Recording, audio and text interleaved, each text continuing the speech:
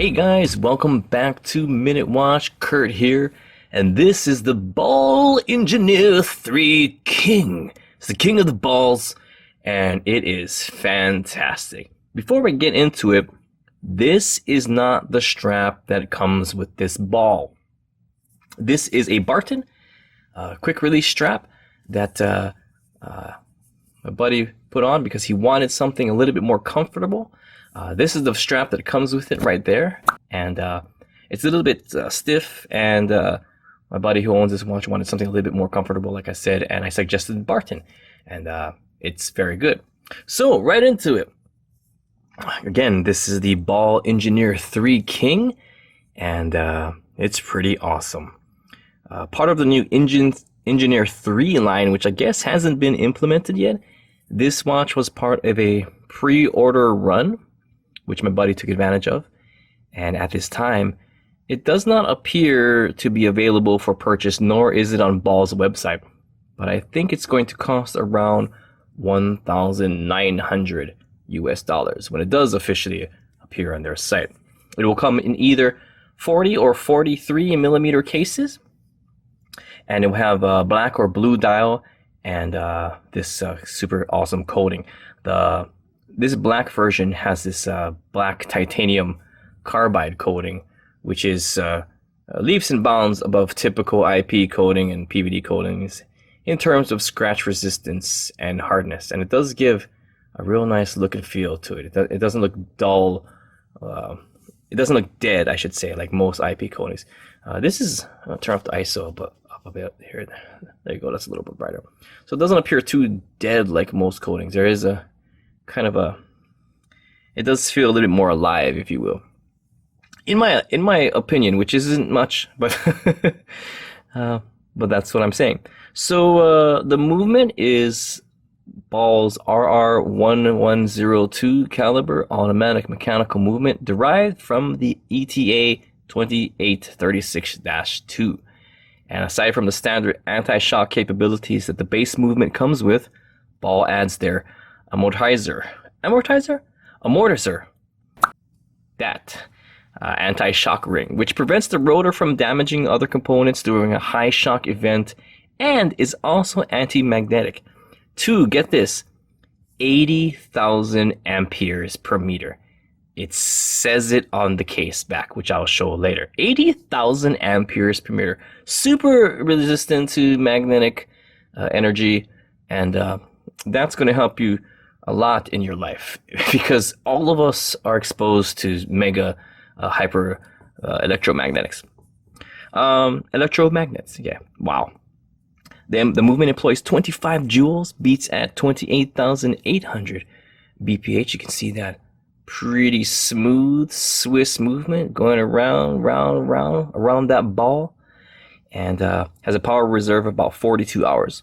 It is hackable. So you unscrew the screw down crown, which has a Duralock mechanism to prevent failure at the crown, and pull out the crown, and then the movement stops. So it's a hackable, windable movement. The winding on the crown is very smooth and direct, and it locks into place really nicely. Well, it doesn't, there's like no lock, but you know what I mean. So the top glass is an a light blue AR coated sapphire low dome. You can see there, it's a very low dome, so it's not going to be bulbous.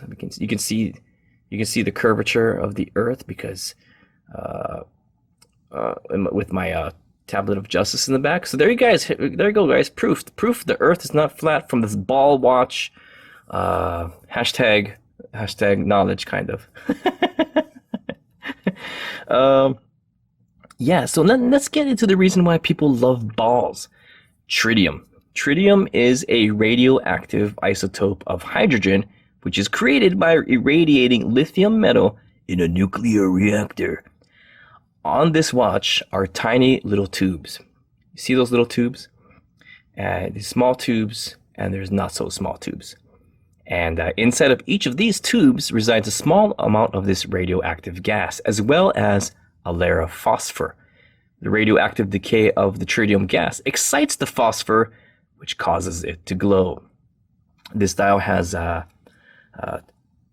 by 0.3 millimeter tiny tritium tubes for the minute markers, and 1 millimeter thick tubes for the hour and the 12 and 6, and some minor tubes on the hands there. So it's very well done. Also, the minute tubes are yellow, the 12 and 6 are green, and the hour hands are blue. I believe the seconds are not the hour hands, but the hour markers are blue, and the hands are green. So it's super awesome. You'll see later on in the loom check. Pretty cool. And of course, the dial is very clean. It has Ball's signature railroad second hand. Very clear to look at dial. This overhead box does make a bit of a glare, but in most lightings, the dial is very, very clear, very legible, super cool. I love the sword hands with the hollow tips. The dial is very clean. The but the date and day window is actually really done. It's, I don't know if you can see it there, but there's actually like a frame, like a window frame. There you go. And I love that touch. It's not just a hole.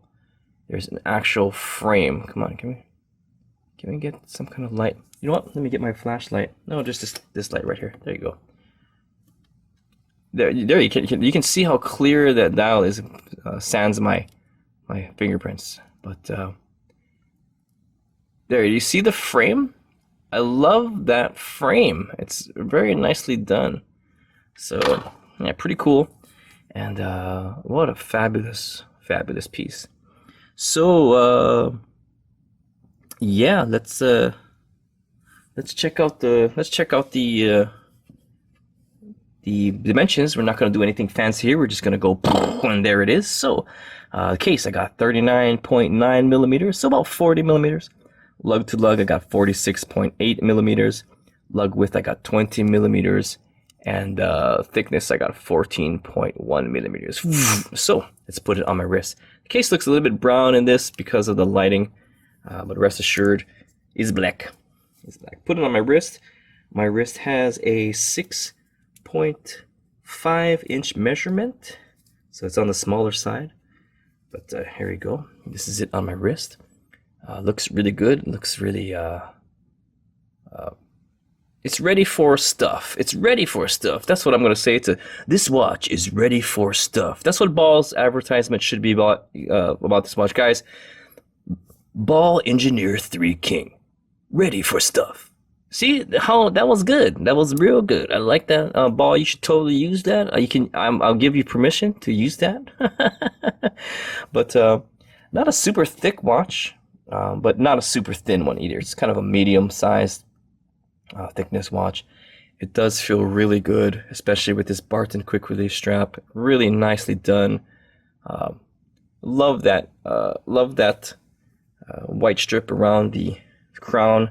Matches really well with these white stitches, which is, of course, doesn't come with this watch. But if you get one of these, it just looks really good with that. Super cool. Let's check the loom out in the darkness now, shall we? I'm gonna turn off the lights and get the tablet of justice out of here. And I'm gonna have to put the ISO up to a lot, everything, all of it. Right now the ISO is about 800. So this is what you're gonna see when it's low light. Not a whole lot going on there. So you have to understand that most, if not all, tritium watches aren't gonna be super bright like a Seiko Monster when it's just lit up. It's not what it's about.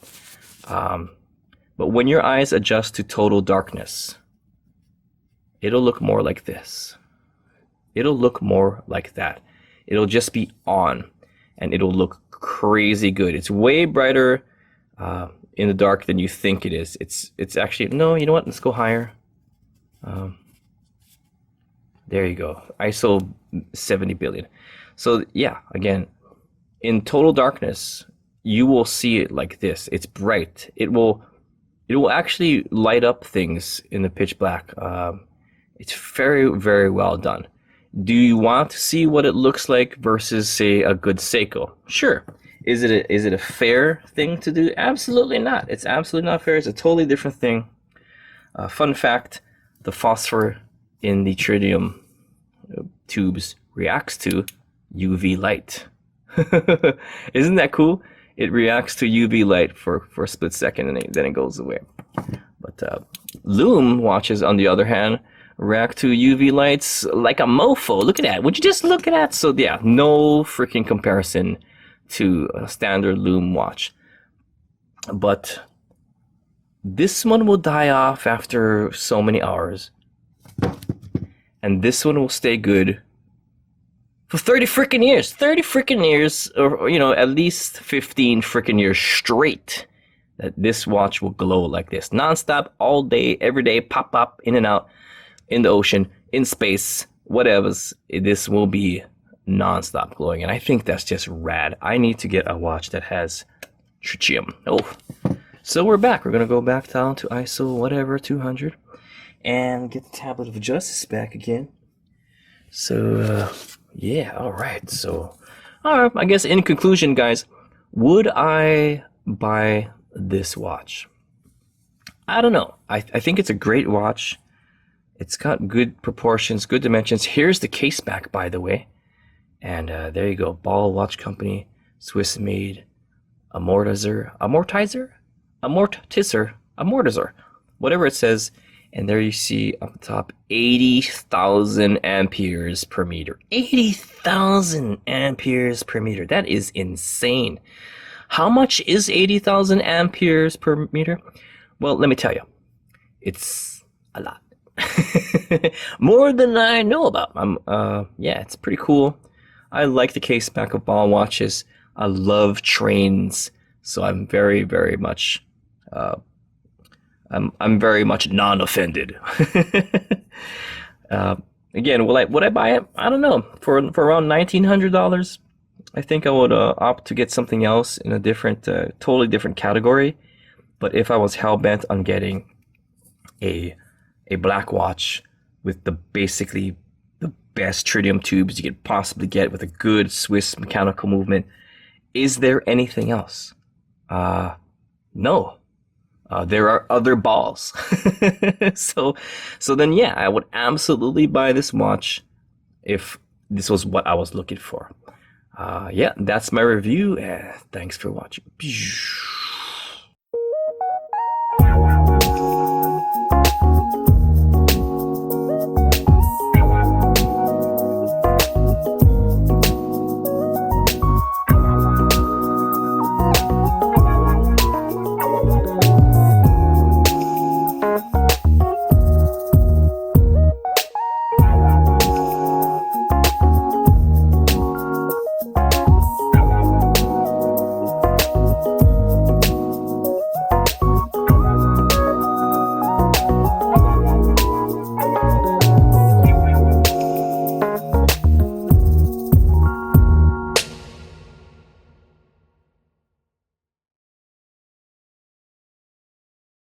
So he didn't put us in the video again. No. Fuck that guy. Yeah, fuck that guy. Always talking about balls. Always touching balls. He's always touching balls. I know he likes to talk about balls all the time. He's talking about balls, and putting him on his wrist. Yeah, he's putting him on his wrist, and he's putting him on his face. And I wanna put balls in my mouth. What? What?